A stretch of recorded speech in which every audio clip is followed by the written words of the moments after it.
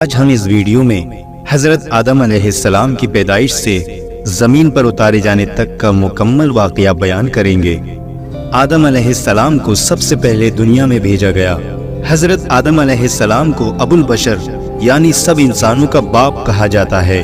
دنیا میں جتنے بھی انسان شروع سے آخر تک آ چکے ہیں یا آئیں گے، سب حضرت آدم علیہ السلام کی ہی اولاد ہیں، اس لیے انہیں آدمی کہا جاتا ہے۔ جب اللہ تعالیٰ نے حضرت آدم علیہ السلام کی پیدائش کا ارادہ کیا اور فرشتوں سے عرض کیا کہ میں زمین میں اپنا خلیفہ بنانے والا ہوں، اس وقت زمین میں جنات رہتے تھے اور ابلیس کی بادشاہت تھی، لہٰذا آپ کے بارے میں کچھ بتانے سے پہلے شیطان ابلیس کا ذکر کرنا ضروری ہے، کیونکہ اس واقعے کا شیطان سے گہرا تعلق ہے۔ اللہ تعالیٰ نے اس مخلوق کو بہت ہی خوبصورت بنایا تھا اور شرافت اور بزرگی سے بھی نوازا تھا۔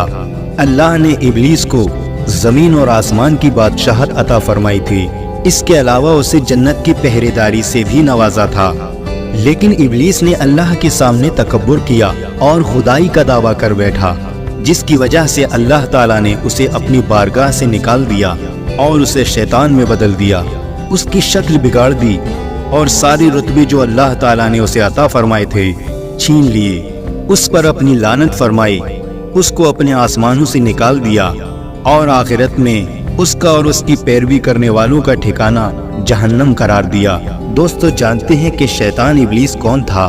ابلیس فرشتوں کا سردار تھا اور جنت کے باغوں کی دیکھ بھال کرتا تھا۔ اس کو دنیا اور آسمان دونوں کی بادشاہت دی گئی تھی۔ فرشتوں کا ایک قبیلہ جنات سے تعلق رکھتا تھا، ابلیس انہی میں سے تھا۔ اس قبیلے کے فرشتوں کو آگ کی گرم لو سے پیدا کیا گیا تھا۔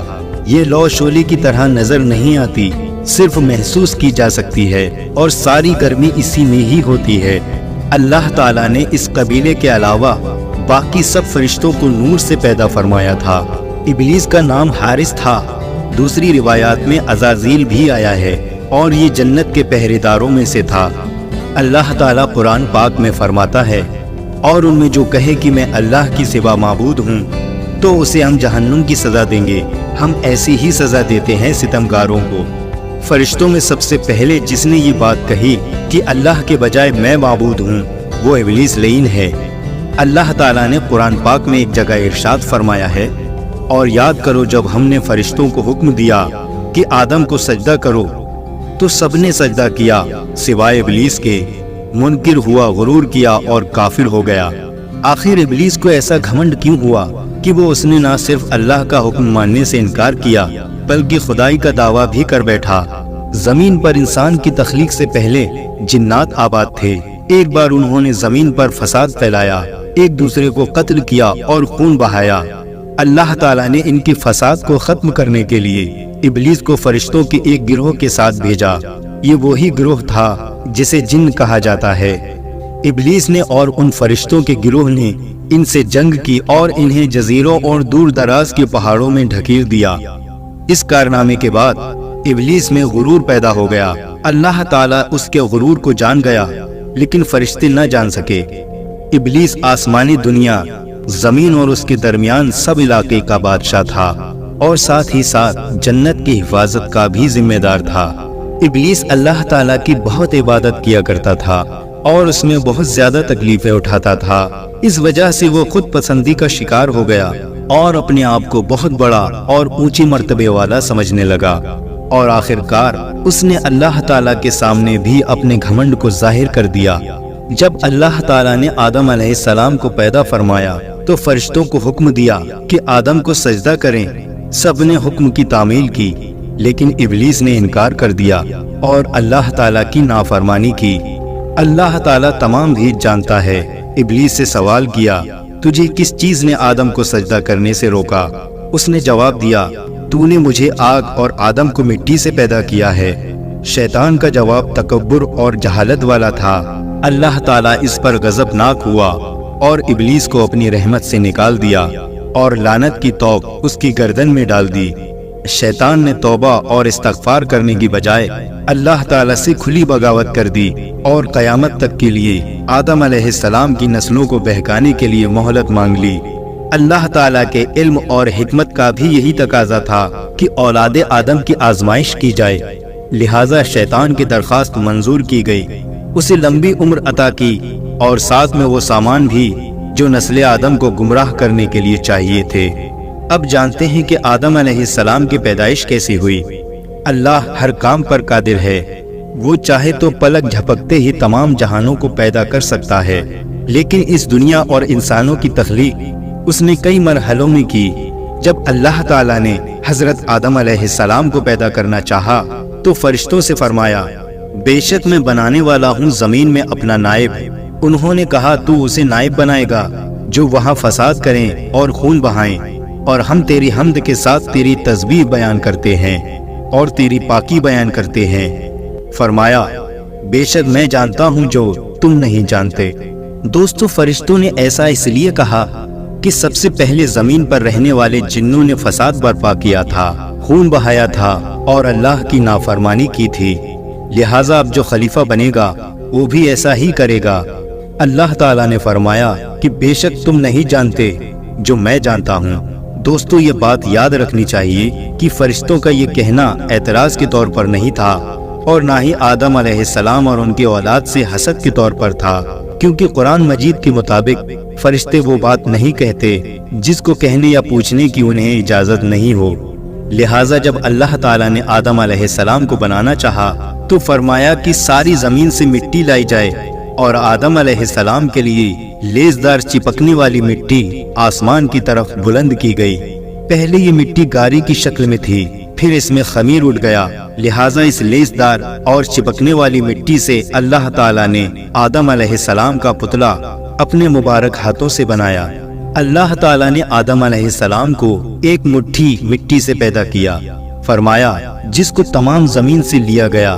اس طرح کئی جگہ کی مٹی استعمال ہونے کی وجہ سے انسان الگ الگ رنگ جیسے گورے، کالے یا سانولے، الگ الگ عادتوں جیسے خوش مزاج، بد مزاج، اور الگ خصلتوں جیسے نیک اور بد کے ہوتے ہیں۔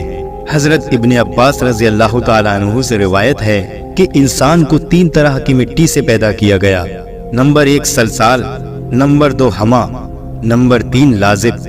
لازب سے مراد بہترین اور عمدہ مٹی سے ہے، ہما سے مراد کیچڑ، اور سلسال سے مراد ایسی مٹی جسے کوٹ کر باریک کیا گیا ہو، یعنی ایسی خشک مٹی جو کھنکھناتی ہو۔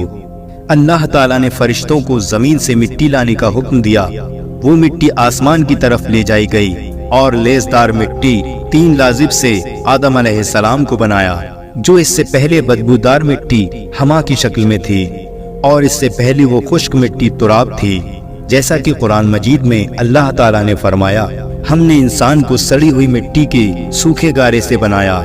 اللہ تعالیٰ نے آدم علیہ السلام کو اپنے دست قدرت سے بنایا، پہلے مٹی کو گارے میں تبدیل کیا، پھر اس کو ملا کر گوندھا گیا، پھر آدم علیہ السلام کا پتلا بنایا گیا، اور اس پتلے کو 40 دن تک اسی طرح رہنے دیا۔ فرشتے اسے دیکھنے کے لیے آتے تھے، ابلیس بھی اپنے پیر سے اس پتلے کو ٹھوکر مارتا اور کہتا، اگر میں تجھ پر غالب آ گیا تو تجھے ہلاک کر دوں گا، اور اگر تو میرا حاکم بن گیا تو میں تیری نافرمانی کروں گا۔ اللہ تعالیٰ نے آدم علیہ السلام کا پتلا بنایا اور اس کو 40 دن تک اسی طرح رہنے دیا۔ جب وہ مٹی بنا پکائے مضبوط ہو گئی اور سوکھ کر ٹھیکری کی طرح آواز کرنے لگی، اور جب یہ پتلا پکا ہو گیا تو اللہ تعالیٰ نے اس میں روح پھونکنے کا ارادہ فرمایا۔ پتلی کو فرشتوں کے سامنے پیش کر کے فرمایا کہ جب میں اس میں روح پھونک دوں تو تم اس کے سامنے سجدے میں گر جانا۔ روایتوں میں آتا ہے کہ حضرت آدم علیہ السلام کی لمبائی 60 ہاتھ یعنی 60 میٹر تھی، اور چوڑائی 7 ہاتھ یعنی 7 میٹر تھی، اور جنت میں جانے والے ہر شخص کی لمبائی اور چوڑائی بھی یہی ہوگی۔ پھر جب اللہ تعالیٰ نے آدم علیہ السلام کی جسم میں روح پھونکی تو وہ سر کی طرف سے جسم میں داخل ہوئی، جس کی وجہ سے آدم علیہ السلام کو چھینک آ گئی۔ تو فرشتوں نے آدم علیہ السلام سے کہا، الحمدللہ کہو۔ آدم علیہ السلام نے کہہ دیا۔ آدم علیہ السلام کے الحمدللہ کہنے پر اللہ نے کہا، رحمک ربکا، یعنی تمہارا رب تم پر رحم کرے۔ جب روح آنکھوں میں داخل ہوئی تو آدم علیہ السلام نے جنت کے پھل اور میووں کو دیکھا۔ روح جب پیٹ میں پہنچی تو کھانے کی خواہش پیدا ہوئی تو آدم علیہ السلام پیروں اور ٹانگوں میں روح پہنچنے سے پہلے ہی ان پھلوں اور میووں کی طرف کود پڑے۔ قرآن پاک میں اسی جلد بازی کی طرف اشارہ کرتے ہوئے اللہ تعالیٰ نے فرمایا، بے شک انسان جلد باز ہے۔ ابن عباس رضی اللہ تعالیٰ عنہ سے روایت ہے کہ اللہ تعالیٰ نے سب سے پہلے آدم علیہ السلام کے جسم میں روح پھونکی تو وہ سر کی طرف سے جسم میں داخل ہوئی اور جسم کے جس حصے میں پہنچتی وہ گوشت اور خون میں تبدیل ہو جاتا۔ جب روح ناف کی جگہ پہنچی تو آدم علیہ السلام نے اپنے جسم کو دیکھا تو جسم بہت خوبصورت معلوم ہوا۔ آدم علیہ السلام نے اٹھنا چاہا تو اٹھ نہ سکے۔ پھر جب تمام جسم میں روح پھیل گئی تو آدم علیہ السلام کو چھینک آئی اور انہوں نے الحمدللہ یعنی تمام تعریفیں اللہ کے لیے ہیں کہا۔ یہ اللہ کی طرف سے الہام کی وجہ سے تھا۔ اللہ نے فرمایا، اے آدم، اللہ تجھ پر رحم کرے۔ پھر اللہ نے آدم علیہ السلام کو علم عطا کیا اور تمام چیزوں کے نام سکھائے۔ تمام چھوٹی اور بڑی چیزوں کے نام، ذاتی اور صفاتی دونوں طرح کے نام سکھائے اور تمام کاموں کے نام، جیسے ابن عباس کا قول ہے، گونج کا نام بھی سکھایا۔ اللہ تعالیٰ نے ایک خاص علم کے ذریعے آدم علیہ السلام کو فرشتوں پر فضیلت دی۔ یہ واقعہ فرشتوں کے سجدہ کرنے کے بعد کا ہے۔ اللہ تعالیٰ نے پھر ان چیزوں کو فرشتوں کے سامنے پیش کیا اور فرمایا، اگر تم اپنے قول میں سچے ہو تو ان چیزوں کے نام بتاؤ۔ فرشتوں نے یہ سنتے ہی اللہ تعالیٰ کی بڑائی، پاکیزگی اور اپنے علم کی کمی کا بیان کیا اور کہا کہ ہمیں تو اے خداوند اتنا ہی علم ہے جتنا تو نے ہمیں دیا۔ تمام چیزوں کو جاننے والا تو پروردگار تو ہی ہے۔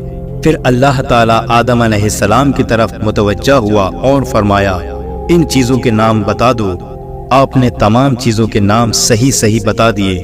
اس طرح آدم علیہ السلام کی برتری فرشتوں پر ظاہر ہو گئی تو اللہ تعالیٰ نے فرمایا، دیکھو میں نے تم سے پہلے ہی کہا تھا کہ ہر کھلے اور چھپے کا جاننے والا میں ہی ہوں۔ مطلب یہ کہ ابلیس کے دل میں چھپے تکبر اور غرور کو میں ہی جانتا ہوں۔ اور فرشتوں نے جان لیا کہ آدم علیہ السلام کو علم اور فضل کے ذریعے ہم پر فضیلت اور برتری دی گئی ہے۔ حضرت حوا کی پیدائش کیسے ہوئی؟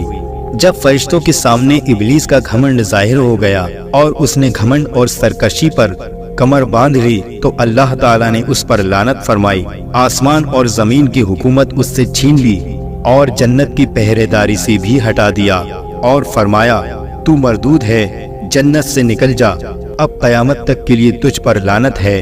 اس کے بعد اللہ نے حضرت آدم علیہ السلام کو جنت میں رہنے کا حکم فرمایا اور ان پر اونگ ڈال دی، یعنی ان پر نیند طاری ہو گئی۔ پھر ان کی بائیں پسلی میں سے ایک پسلی لے کر حوا علیہ السلام کو پیدا فرمایا۔ آدم علیہ السلام جب سو کر اٹھے تو اپنے سرہانے ایک عورت کو کھڑا دیکھا۔ انہوں نے پوچھا، تم کون ہو؟ کہا، ایک عورت۔ پھر پوچھا، کس لیے پیدا کی گئی ہو؟ وہ کہنے لگی، تاکہ تم مجھ سے سکون حاصل کر سکو۔ جب فرشتوں کو خبر ہوئی تو وہ اس عورت کو دیکھنے آئے اور کہا، اے آدم، اس کا نام کیا ہے؟ آدم علیہ السلام نے جواب دیا، حوا۔ انہوں نے پھر پوچھا، یہ نام کیوں رکھا؟ آدم علیہ السلام نے جواب دیا، اس لیے کہ یہ حی یعنی زندہ انسان سے پیدا کی گئی ہے۔ اس کے بعد اللہ تعالیٰ نے فرمایا، تم اور تمہاری بیوی جنت میں رہو اور جہاں سے چاہو خوب دل کھول کر کھاؤ، لیکن اس درخت کے پاس مت جانا کہ حد سے بڑھنے والوں میں ہو جاؤ گے۔ اللہ تعالیٰ نے حضرت آدم علیہ السلام اور حوا علیہ السلام کو جنت میں ٹھکانہ عطا فرمایا اور انہیں ہر طرح کی آزادی عطا فرمائی سوائے ایک درخت کے پاس جانے کے۔ انہوں نے اللہ کے حکم کے مطابق اس درخت کے پاس جانے سے خود کو روکے رکھا۔ پھر ان کے دل میں شیطان نے وسوسہ ڈالا اور آخرکار دونوں سے وہ خطا ہو گئی جس سے اللہ تعالیٰ نے انہیں منع فرمایا تھا۔ قرآن پاک میں اللہ تعالیٰ نے ارشاد فرمایا، تو شیطان نے انہیں اس درخت کے ذریعے پھسلایا اور جہاں وہ رہتے تھے وہاں سے انہیں الگ کر دیا اور ہم نے فرمایا، تم سب نیچے اترو۔ ابھی پھل کھانا ہی شروع کیا تھا کہ جنتی لباس اتر گیا اور وہ دونوں پتوں سے اپنا جسم ڈھانپتے اور شرمندہ ہو کر ادھر ادھر بھاگنے لگے۔ اللہ تعالیٰ نے فرمایا، اے آدم، کیا مجھ سے بھاگتے ہو؟ عرض کیا، نہیں، اے میرے رب، بلکہ تجھ سے شرم کی وجہ سے بھاگ رہا ہوں۔ اللہ تعالیٰ کا عتاب نازل ہوا کہ اے آدم، کیا میں نے تم سے اس درخت کے پاس جانے سے منع نہیں کیا تھا؟ کیا میں نے تمہیں خبردار نہیں کیا تھا کہ شیطان تمہارا کھلا دشمن ہے؟ حضرت آدم علیہ السلام فوراً اپنی غلطی کا احساس کرتے ہوئے سجدے میں گر گئے اور ندامت سے عرض کرنے لگے، اے پروردگار، ہم نے اپنی جانوں پر ظلم کیا، اور اگر آپ نے اپنے فضل اور کرم سے ہمیں معاف نہ فرمایا اور ہم پر رحم نہ فرمایا تو ہم خسارہ یعنی نقصان اٹھانے والے ہو جائیں گے۔ اللہ تعالیٰ جو سب کے دلوں کے حال کو جانتا ہے، وہ حضرت آدم علیہ السلام کے دل کی کیفیت کو اچھی طرح سے جانتا تھا۔ اس نے آپ کو معاف فرما دیا، لیکن اللہ کو آئندہ کے لیے دنیا کو آباد کرنا تھا اور نسل انسانی کو بڑھانا تھا۔ اس لیے اللہ تعالیٰ نے حضرت آدم علیہ السلام اور حوا علیہ السلام کو حکم دیا کہ تم زمین پر اتر جاؤ اور وہیں پر رہو، اور یہ بات ہمیشہ یاد رکھو کہ شیطان تمہارا کھلا دشمن ہے۔ اس کے بعد اللہ تعالیٰ نے حضرت آدم علیہ السلام اور حوا علیہ السلام کو زمین پر اتار دیا۔ روایات میں آتا ہے کہ آدم علیہ السلام کو سب سے پہلے ہند کی زمین میں اتارا گیا۔ حضرت علی رضی اللہ تعالیٰ عنہ فرماتے ہیں، آب و ہوا کے اعتبار سے ہند ایک بہترین جگہ ہے، اس لیے آدم علیہ السلام کو وہیں اتارا گیا۔ حضرت ابن عباس رضی اللہ تعالیٰ عنہ کے مطابق حضرت حوا علیہ السلام کو جدہ عرب میں اتارا گیا، جس جگہ پر آدم علیہ السلام اور حوا علیہ السلام نے ایک دوسرے کو پہچانا اسے عرفات نام دیا گیا۔ روایات میں آتا ہے کہ آدم علیہ السلام کو پہلے ایک پہاڑ کی چوٹی کی طرف اتارا گیا، پھر اس کے دامن کی طرف اتارا، اور زمین پر موجود تمام مخلوق جیسے جن، جانور، پرندے وغیرہ کا مالک بنایا گیا۔ جب آپ پہاڑ کی چوٹی کی طرف سے نیچے اترے تو فرشتوں کی مناجات کی آوازیں جو آپ پہاڑ کی چوٹی سے سنتے تھے آنا بند ہو گئیں۔ جب آپ نے زمین کی طرف نگاہ اٹھائی تو دور تک پھیلی ہوئی زمین کے علاوہ کچھ نظر نہیں آیا، اور اپنے سوا وہاں کسی کو نہ پایا تو آدم علیہ السلام نے بڑی وحشت اور اکیلا پن محسوس کیا اور کہنے لگے، اے میرے رب، کیا میرے سوا آپ کی زمین کو آباد کرنے والا کوئی نہیں؟ اللہ تعالیٰ نے آپ کے سوال کا جواب دیتے ہوئے فرمایا کہ ان قریب میں تمہاری اولاد پیدا کروں گا جو میری تسبیح اور حمد و ثنا کرے گی، یعنی میرا ذکر کرے گی اور تعریف بیان کرے گی، اور ایسا گھر بناؤں گا جسے میری یاد میں بنایا جائے گا، اور اسے بزرگی اور بڑھائی کے ساتھ خاص کر کے اپنے نام کے ساتھ فضیلت دوں گا، اور اس کا نام خانہ کعبہ رکھوں گا۔ پھر اس پر اپنی صفت و جمال کا عکس ڈال کر قابل حرمت یعنی عزت والا اور امن والا بناؤں گا۔ جس شخص نے اس کی حرمت کا خیال رکھا وہ میرے نزدیک قابل احترام ہے۔ پھر اس کی طرف اونٹ یا دوسری سواریوں پر سوار ہو کر دور دراز سے دھول میں لپٹے ہوئے لوگ آئیں گے جو لرزتے ہوئے لبیک پڑھیں گے اور روتے ہوئے آنسو بہائیں گے۔ وہ اونچی آواز سے تکبیر کہیں گے، لہٰذا جو صرف میرے گھر کی طرف آنے کا ارادہ رکھے وہ میرا ملاقاتی ہے، کیونکہ وہ میری زیارت کرنے آیا ہے اور وہ میرا مہمان ہے۔ میری کریم ذات پر فرض ہے کہ میں اپنے مہمان کی بخشش کروں اور اس کی ضرورت کو پورا کروں۔ جب تک تم زندہ رہو گے اسے آباد کرو گے۔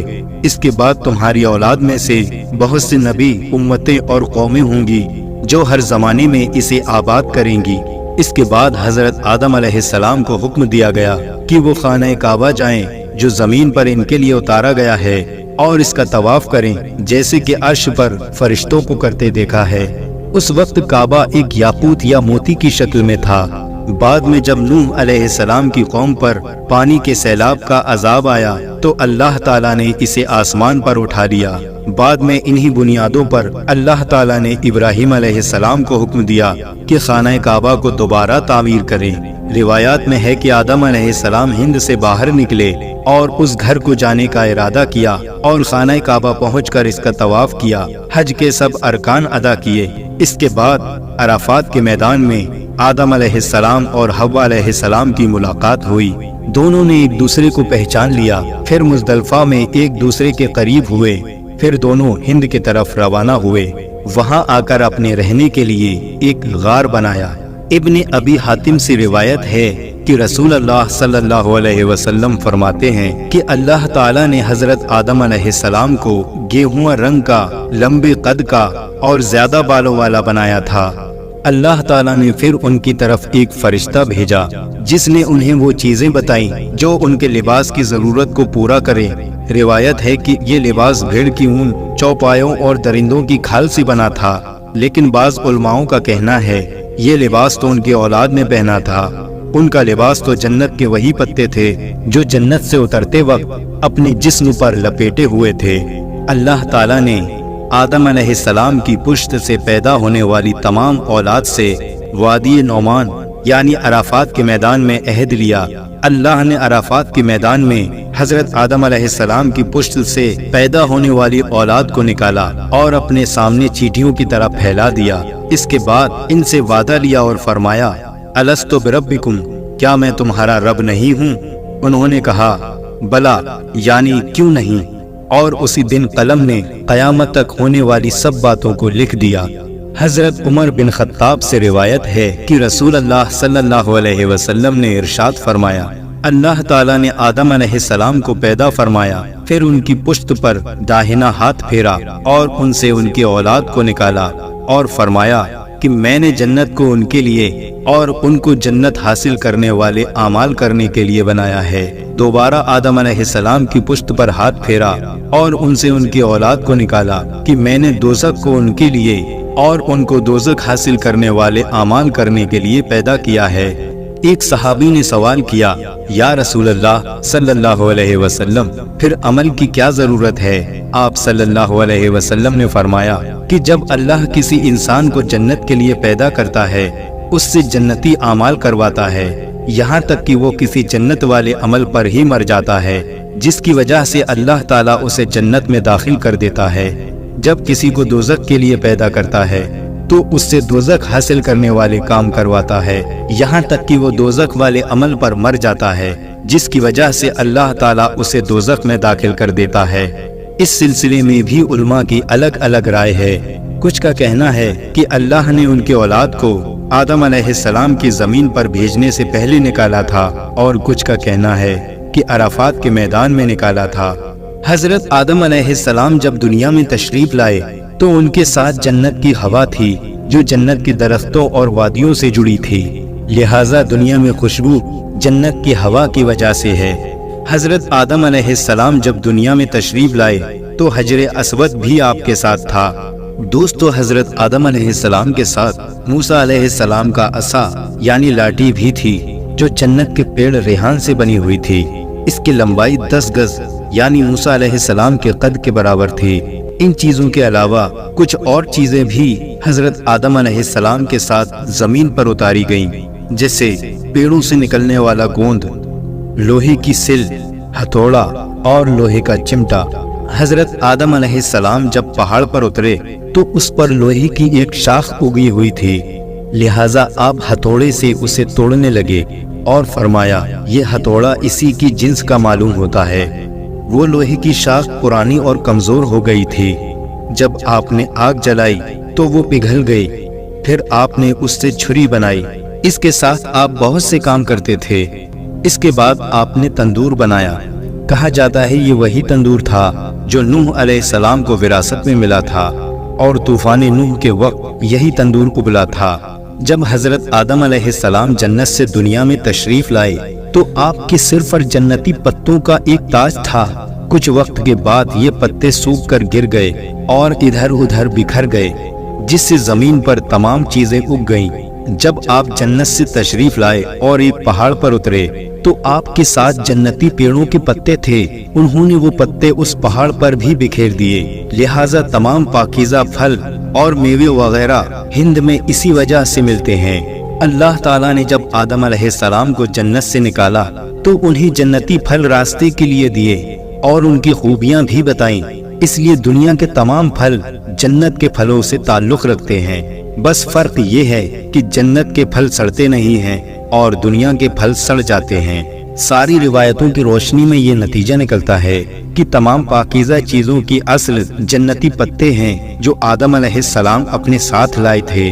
چونکہ آپ کو ہند میں اتارا گیا تھا اس لیے ہر طرح کا پھل یہاں ملتا ہے۔ جب آدم علیہ السلام اور حوا علیہ السلام جنت میں تھے تو کوئی محنت نہیں کرنی پڑتی تھی، خوب آرام سے رہتے تھے اور جنت کے پھل کھاتے تھے۔ لیکن جب آپ دنیا میں تشریف لائے تو بھوک محسوس ہوئی اور انہوں نے اپنے رب سے کھانا طلب کیا۔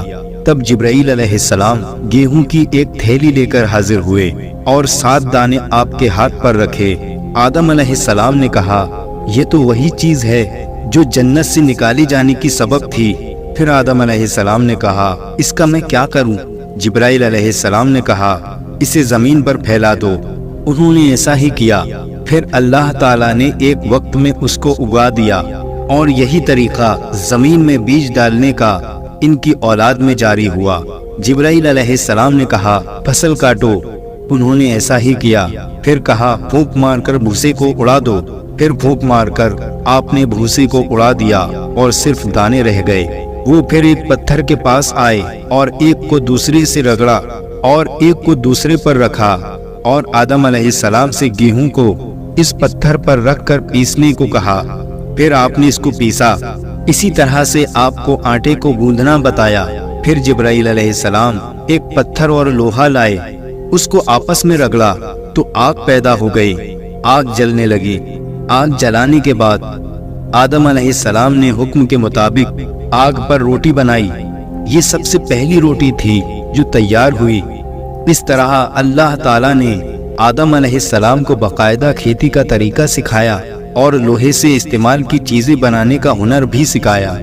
ابن اسحاق رضی اللہ تعالیٰ عنہ کی روایت ہے کہ آدم علیہ السلام کی کل 40 اولادیں تھیں جو 20 حمل سے پیدا ہوئی۔ آدم علیہ السلام کے یہاں جو بھی لڑکا پیدا ہوتا تھا اس کے ساتھ ایک لڑکی پیدا ہوتی تھی۔ پہلے حمل سے پیدا ہوئے بچوں کے ساتھ دوسرے حمل سے پیدا ہوئے بچوں کا نکاح کر دیا جاتا تھا، اور پھر اسی طرح سے حضرت آدم علیہ السلام کی اولادوں کی اولادیں پیدا ہونے لگی، اور پھر اسی طرح سے یہ دنیا آباد ہوتی چلی گئی۔ تو دوستو، یہ تھا آج کا واقعہ۔ دوستو، اگر واقعہ پسند آیا ہو تو اس ویڈیو کو لائک کریں، کمنٹ کریں اور شیئر کریں، اور اسی طرح کے سچے اور دلچسپ واقعات سننے کے لیے ہمارے چینل کو سبسکرائب کریں۔